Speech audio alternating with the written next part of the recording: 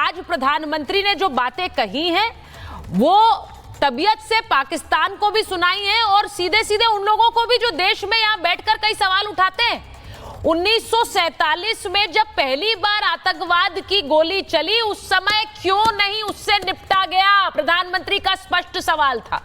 उस पर उस समय ना निपटकर उस मामले को अंतर्राष्ट्रीय मुद्दा बनाने वाले आज बार बार ऑपरेशन सिंदूर पर सवाल उठाते हैं। और इसीलिए प्रधानमंत्री ने कह दिया इस बार तो कैमरे भी लगे थे, ये जो सबूत गैंग उठे तो इन्हें सबूत भी दिखा दिया जाए। सिद्धार्थ जी, देखिए, निश्चित तौर पर मैं पहले तो आपके शो पे मौजूद हूं तो और वारिस भाई सामने बैठे हुए हैं, जहां भी मुझे अवसर मिल रहा है मैं वारिस भाई के और इनकी पार्टी की तारीफ भी करूंगा, क्योंकि जैसे भी कई बार जिस प्रकार का बयान वारिस जी दे रहे हैं, जिस प्रकार का असदुद्दीन ओवैसी देश के सांसद के नाते भी बर्ताव कर रहे हैं, मुझे लगता है एक नागरिक के नाते देश को अच्छा लग रहा है और विपक्ष से यही उम्मीद होनी चाहिए। सही बात। पर विपक्ष से जो उम्मीदें हैं वो कोई एक आध जगह पे पूरी हो, बाकी जगहों पे ना हो, तो ये देश के साथ अन्याय हो जाएगा। जो कांग्रेस पार्टी आज इस देश के साथ कर रही है उससे बुरा ऐसे समय में देश के साथ कोई नहीं कर सकता। और मैं बड़ी जिम्मेदारी के साथ इस बात को कहता हूं, देश के अंदर इतना बड़ा एक ऑपरेशन हुआ, हमारी सेनाओं ने इतना बड़ा शौर्य दिखाया, पराक्रम करके दिखाया, और कांग्रेस पार्टी अपने राजनीतिक हित के लिए जो पार्टी सबसे ज्यादा भुक्तभोगी नहीं, जो जिसकी भागीदारी रही भारत को पाकिस्तान के सामने कमजोर करने की, आज वो फिर से भारत की ताकत को कमजोर कर रही है। आज पीओके की बात अपने मुंह से कहते हैं, क्यों नहीं जवाब देते 47 का? भारत की आजादी के बाद जब आ गए थे, पाकिस्तान की सेना आ गई थी, तब तो सरदार पटेल तैयार थे, उन्हें कह दिया था कि भारतीय सेना तब तक पीछे नहीं जाएगी जब तक पीओके हम कब्जे में नहीं ले लेंगे। पर पाकिस्तान के साथ इतना प्रेम था शुरुआत से ही, एक परिवार का, एक पॉलिटिकल पार्टी का, कि आपने ना तब उनकी सुनी और आज उसी का कारण था कि पीओके हम आज तक नहीं ले पाए। ये स्थितियां आपने बनाई। कभी आप शिमला समझौते में बैठते हैं, कभी ताशकंद समझौते में बैठेंगे, कभी नेहरू लियाकत पैक्ट करेंगे।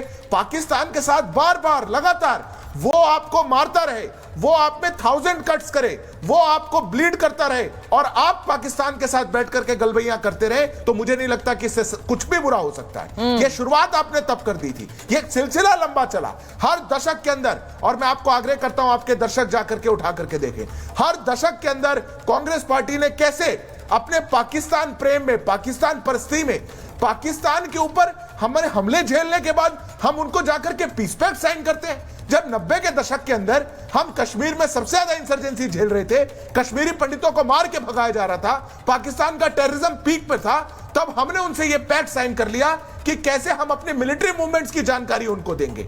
जब 2008 में मुंबई में पाकिस्तान घर में घुस करके हमको मारता है, हम पे 166 लोग मुंबई में मारे गए, हमारे जिंदा पकड़ा गया एक पाकिस्तानी, सबूत हमारे पास थे, तो क्या करा कांग्रेस पार्टी ने?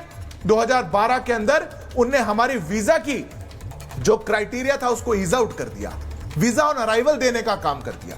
अगर कांग्रेस पार्टी का यह बर्ताव पाकिस्तान के लिए इतिहास के अंदर था, तो निश्चित तौर पर यह जो बदला हुआ बदलाव है, ये जो नए भारत की ताकत है, ये जो पाकिस्तान के घर में घुस के मारने की ताकत है, ये कांग्रेस पार्टी को कतई पसंद नहीं आ सकती। आपको घर में घुस करके एक दशक के अंदर सबसे ज्यादा 2004 से 14 के बीच में सबसे ज्यादा आतंकी हमले देश के अंदर हुए। वाराणसी के अंदर, दिल्ली के अंदर, मुंबई के अंदर, मालेगांव के अंदर, पूरे देश में कोई शहर ऐसा नहीं था जहां हमला नहीं हुआ करता था। उसके बाद कांग्रेस पार्टी एफडीआई अलाउ कर रही थी, और मैं ऑन रिकॉर्ड बोलता हूं, सितंबर 2012 में देश ने समझौता किया, एक्सटर्नल अफेयर्स मिनिस्टर ने समझौता किया और हमने कहा कि हम पाकिस्तान से फॉरेन डायरेक्ट इन्वेस्टमेंट हमारे देश के अंदर लेंगे।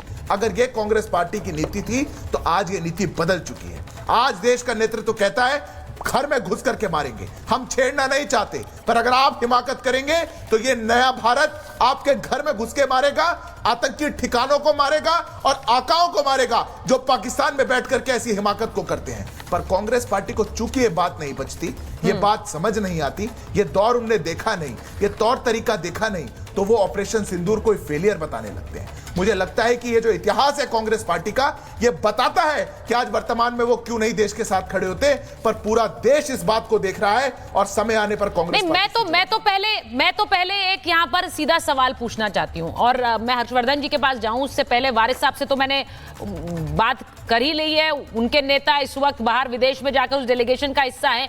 अरे मनीष तिवारी भी आज समझा रहे थे कि मीडिएशन किस तरह से, मीडिएशन कोई नहीं हुआ है अमेरिका की तरफ से। कौन है मनीष तिवारी? कांग्रेस के नेता हैं। वरुण जी को भी लीजिए जरा, फराज साहब को लीजिए जरा, विक्रम सिंह जी, कौन है मनीष तिवारी? मैं ये नहीं कह रही हूं जो विदेश जा रहा है, आपकी तो खुद की सांसद गई हुई है और वो वहां पर पाकिस्तान के खिलाफ पुरजोर तरीके से बोल रही है और आपके नेता यहां बैठकर कह रहे हैं ये फेलियर था।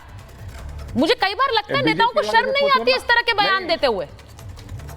इस बीजेपी वाले से पूछो, अगर नहीं था तो खंडन कर दे कि ट्रंप झूठ बोल रहा है। आपने क्यों भेजा अपनी सांसद को? आप बोलते नहीं जाएंगी। बीजेपी वाले से पूछो, आपको बोलना चाहिए था हमारी सांसद नहीं जाएंगी। नहीं, अगर क्यों भेजा उन्हें? खंडन करे कि ट्रंप झूठ बोल रहा है। अरे मोदी जी नहीं, मोदी जी को खंडन करना चाहिए कि नहीं, ट्रंप ने मीडिएशन नहीं हो चुके, खंडन हो चुका, और कैसे खंडन करे? घर पे चिट्ठी भेजें।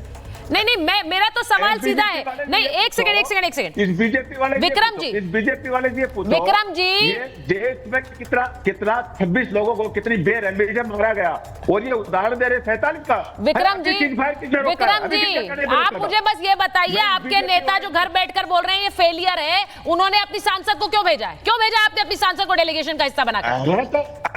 अरे तो सबने कहा कि हम साथ हैं। अच्छा, सबने कहा हम साथ दे तो आपको लगा हम पीछे ना रह जाए, तो इसीलिए हमने साथ में भेज दिया। लेकिन घर में बैठकर हम बोले जाएंगे ऑपरेशन फेलियर है। अरे अपनी खुद की सांसद की बात को आप कैसे कमजोर करेंगे जब वो वहां रखेंगी अपनी बात? अरे आप सुनो ना, किसने क्यों चीज फायर किया? फेलियर इसलिए चीज फायर क्यों किया जब हमारी सेना पाकिस्तान की नाभी के अंदर वार करने वाली थी, उस टाइम इन्होंने सीज फायर कराया।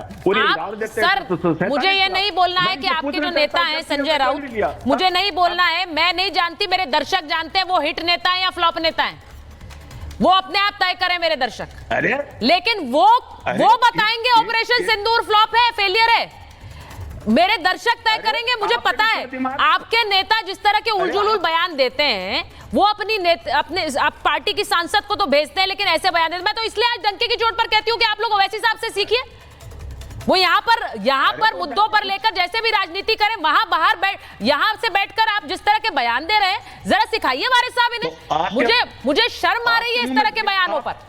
आपके मुंह में दही हर्षवर्धन जी के पास नहीं सर, इसका कोई भी पाकिस्तान जिस तरह से आतंकवाद को बढ़ावा देता है उसका पर्दाफाश करना जरूरी है और हिंदुस्तान भुगत चुका है, भारत देख चुका है पाकिस्तान के अत्याचार। हम 26/11 देख चुके हैं, पुलवामा देख चुके हैं। अभी इतना बड़ा इन लोगों ने दरिंदगी की हद पार कर दी कि आकर पहलगाम के अंदर बेगुनाह बेकसूर पर्यटकों को नाम पूछकर, मजहब पूछकर उनके बीवी बच्चों के सामने गोली मार देते हो आप। नहीं, अरे और क्या है? ये ड्यूअल, दरिंदगी की हद पार कर दी। इसके लिए तो पाकिस्तान ये दोगलापन नहीं है तो क्या है? आज मैं ये खुलकर पूछ रही हूँ वारिस साहब। आतंकवादी को शरण देता है तब दुनिया की भी आंख खुलेगी।